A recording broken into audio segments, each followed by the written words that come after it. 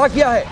खास तौर पर भोलारी बेस की बातचीत करें, मसूद अख्तर उनका नाम है और Masood Akhtar retired air marshal हैं। आप सोचिए एयर मार्शल कितनी बड़ी रैंक होती है और उस रैंक का अधिकारी अगर आकर ये कहे कि देखो भोलारी बेस को कैसे हिंदुस्तान की वायुसेना ने तबाह कर दिया, उनकी मिसाइलों ने कैसे नेस्तनाबूद कर दिया, तो आप सोचिए इसके मायने क्या हो सकते हैं, मनोबल कितना गिरा हो सकता है पाकिस्तानी एयरफोर्स और उनके सैनिकों का।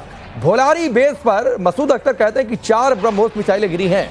मसूद अख्तर ने बातें कही है, यह दावा किया है और यह भी कहा है कि ब्रह्मोस ने पाकिस्तान के एवॉक सिस्टम को पूरी तरह से तबाह कर दिया।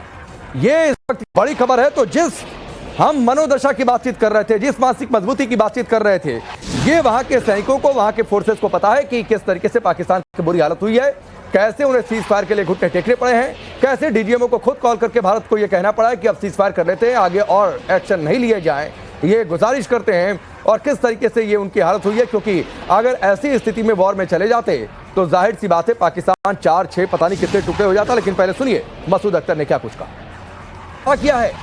खास तौर पर भोलारी बेस की बातचीत करें, मसूद अख्तर उनका नाम है और Masood Akhtar retired air marshal हैं। आप सोचिए एयर मार्शल कितनी बड़ी रैंक होती है और उस रैंक का अधिकारी अगर आकर ये कहे कि देखो भोलारी बेस को कैसे हिंदुस्तान की वायुसेना ने तबाह कर दिया, उनकी मिसाइलों ने कैसे नेस्तनाबूद कर दिया, तो आप सोचिए इसके मायने क्या हो सकते हैं, मनोबल कितना गिरा हो सकता है पाकिस्तानी एयरफोर्स और उनके सैनिकों का। भोलारी बेस पर मसूद अख्तर कहते हैं कि 4 ब्रह्मोस मिसाइलें गिरी हैं। मसूद अख्तर ने बातें कही है, यह दावा किया है और यह भी कहा है कि ब्रह्मोस ने पाकिस्तान के एवॉक सिस्टम को पूरी तरह से तबाह कर दिया।